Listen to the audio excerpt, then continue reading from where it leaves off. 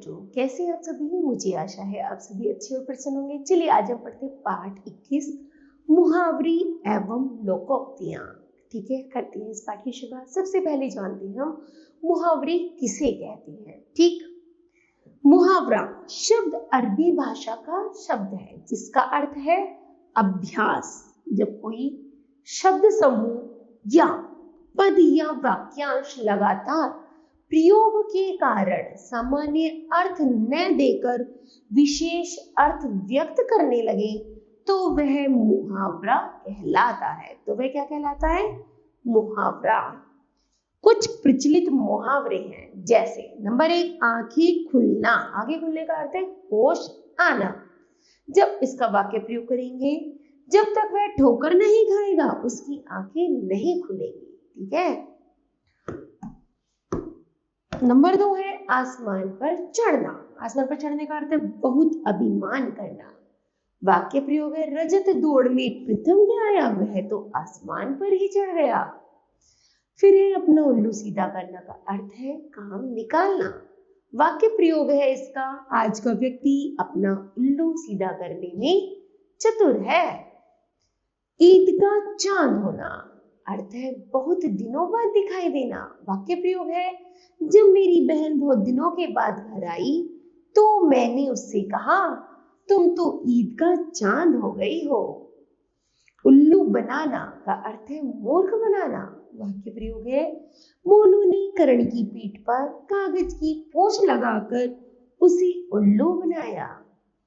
1 और 1 11 होना का अर्थ है संगठन में शक्ति। वाक्य प्रयोग है भारतीय हर विपत्ति में परस्पर भेदभाव भुलाकर एकजुट होकर यह सिद्ध कर देते हैं कि 1 और 1 11 होते हैं। फिर है एड़ी चोटी का जोड़ लगाना का अर्थ है खूब परिश्रम करना। मेरी बहन ने कक्षा में प्रथम आने के लिए एड़ी चोटी का जोड़ लगा दिया।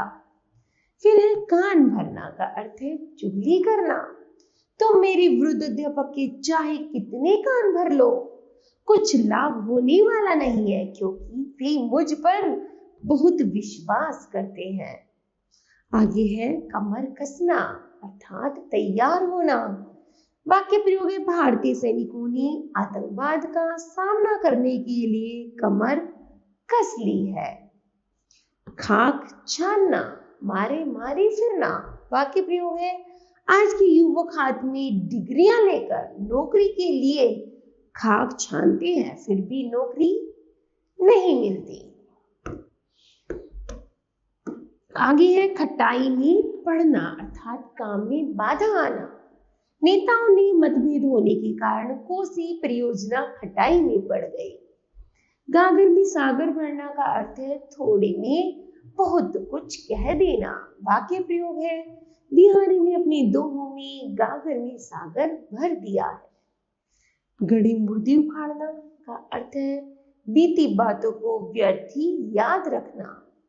वाक्य प्रयोग तुम्हें तो कोई काम नहीं है, बैठे बैठे गड़े मुर्दी उखाड़ते रहते हो, इससे कुछ नहीं होने वाला। अर्थात इससे कुछ होने वाला नहीं है, बैठे बैठे व्यर्थ की बातें करना। घोड़े बेचकर सोना का अर्थ है निश्चित होना। वाक्य प्रयोग वार्षिक परीक्षा समाप्त होने के बाद प्राय विद्यार्थी घोड़े बेचकर सो जाते हैं। चिराग लेकर ढूंढना कठिनाई से मिलना। ऐसी चतुर बहू तो तुम्हें चिराग ढूंढने पर भी नहीं मिलेगी। छप्पर फाड़ कर देना का अर्थ है बिना प्रयत्न अधिक लाभ मिलना। ईश्वर की कृपा अनंत है, जब वह देता है तो छप्पर फाड़ कर देता है। छक्की छुड़ाना बुरी तरह हारना। भारतीय क्रिकेट टीम में ऑस्ट्रेलिया की क्रिकेट टीम के छक्के छुड़ा दिए।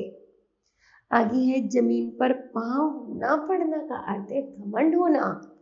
मोहन ने नई कार क्या खरीद ली, उसके तो पांव जमीन पर ही नहीं पड़ते। जान में जान आने का अर्थ है कठिनाई समाप्त हो जाना। जब लंबी प्रतीक्षा के बाद पति घर पर लौटे तो उसकी जान में जान आ गई। टकासा जवाब देने का अर्थ है साफ इनकार करना। वाक्य प्रयोग जब मैंने परीक्षा के दिनों में अपने मित्रों से पुस्तक मांगी तो टका सा जवाब दे दिया। टेढ़ी खीर का अर्थ है कठिन काम। वाक्य प्रयोग है आजकल प्रथम श्रेणी में 12वीं करने पर भी दिल्ली के कॉलेजों में प्रवेश पाना टेढ़ी खीर है। ठीक है, आगे है डींगे हाँकना, अर्थात अपनी झूठी प्रशंसा करना। कर्म वे डींगे नहीं हाँकते, वे अपने कर्मों से सफलता प्राप्त करके दिखाते हैं। फिर है तिलमिला उठना, अत्यंत क्रोधित होना। पुत्री को रात के 12 बजे घर लौटते देख मां तिलमिला उठी। तिल का ताड़ बनाना, छोटी सी बात को बढ़ा चढ़ा कर कहना। जो घटनाएं उसी का वर्णन करो, तिल का ताड़ मत बनाओ। दाल में काला होने का अर्थ है संदेह होना। नवविवाहित सुषमा जब अपनी सखी से कानाफूसी कर रही थी तब मुझे लगा जरूर दाल में कुछ काला है। नाक कटना, अपमानित होना। जब मेरी पड़ोसी का बेटा चोरी करते हुए पकड़ा गया तो मोहल्ले में उसकी नाक कट गई। पत्थर की लकीर, पक्की बात। राजा दशरथ ने कैकेयी को दिए वचन पूरे किए क्योंकि उनके वचन पत्थर की लकीर थे। फूला ना समाना, बहुत प्रसन्न होना। जब मेरे मित्र कपिल ने बोर्ड परीक्षा में सर्वश्रेष्ठ स्थान प्राप्त किया तो मैं फूला ना समाया। बाल बांका ना होना, कुछ भी हानि ना होना।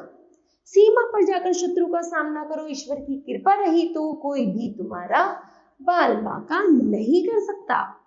भीगी बिल्ली बनना, भयभीत होकर रहना। प्रधानाचार्य को कि कक्षा में आते ही सब विद्यार्थी भीगी बिल्ली बन जाते हैं। मुंह में पानी भर आना, जी लल जाना। चॉकलेट दिखती ही बच्चों के मुंह में पानी भर आया। मुट्ठी गर्म करना, रिश्वत देना।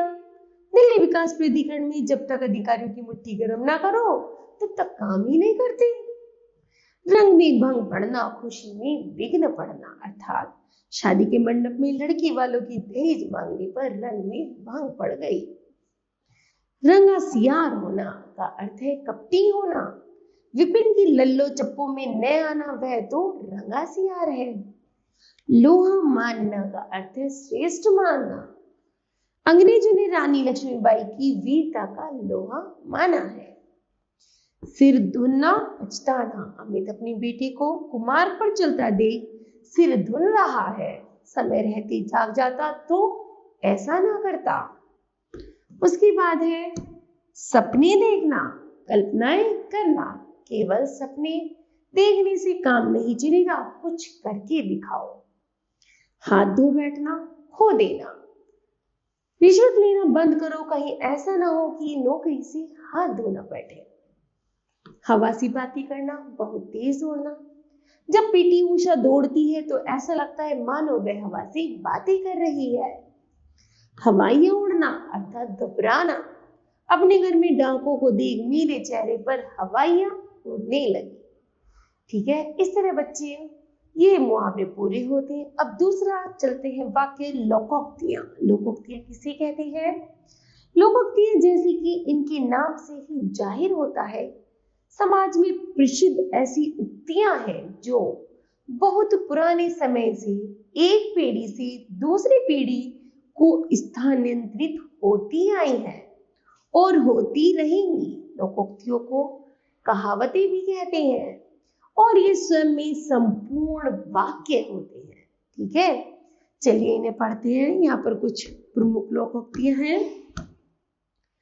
जैसे अंधा क्या चाहे दो आंखें। इसका अर्थ है बिना प्रयास की मनचाही वस्तु का मिल जाना। वाक्य प्रयोग है राघव को दफ्तर जाने में बहुत कठिनाई होती थी। उसकी इच्छा थी कि उसके पास कार हो, अकस्मात उसकी लॉटरी में कार निकल गई।